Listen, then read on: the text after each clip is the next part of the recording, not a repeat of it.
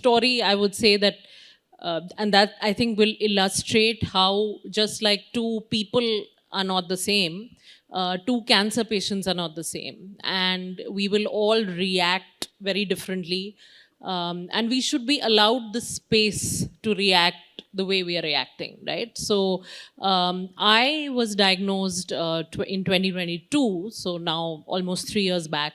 I was just 35 years of age. A lot of people would say that, that's the prime of your life, right? Personal, professional, every which way. And I was diagnosed with a cancer I'd never even heard of. It's a commonly called a non-smoker's cancer, lung cancer. And ALK, was something I'd not even heard of, even though I'm myself a public health professional. But I was like, what the hell is this?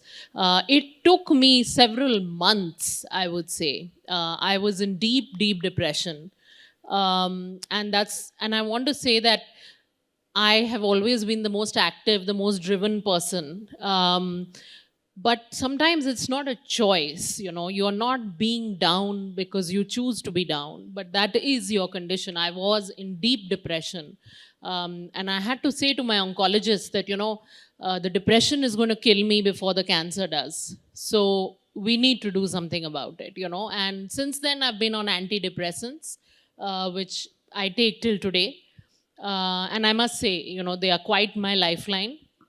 And I don't feel ashamed or embarrassed to say that I need that support. I think many patients need that support, but we don't talk about it, And I think what I took away from your story is obviously, there was so much of a desire to still keep moving forward.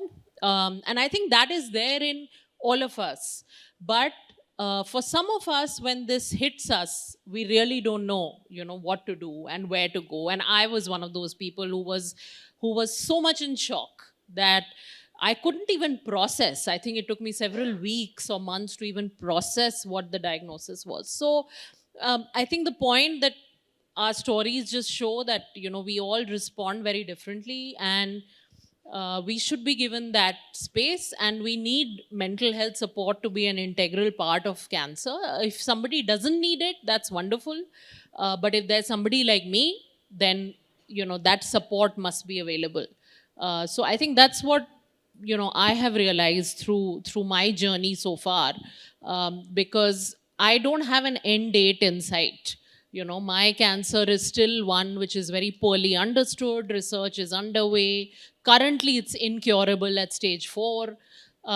So I don't know where is the end to this. And therefore, for me to always be positive or happy is just not possible. That would almost be inhuman and unnatural. I believe that you live every day. You only That's die right. once. That's right. So That's right. each But- morning I get up, I feel, okay, I've got Correct, today. correct. But I think it's just that living with that sword constantly every single day, where you don't know what your next scan will show, your next blood test will show. I think at doing that is very hard. So that's where I am at.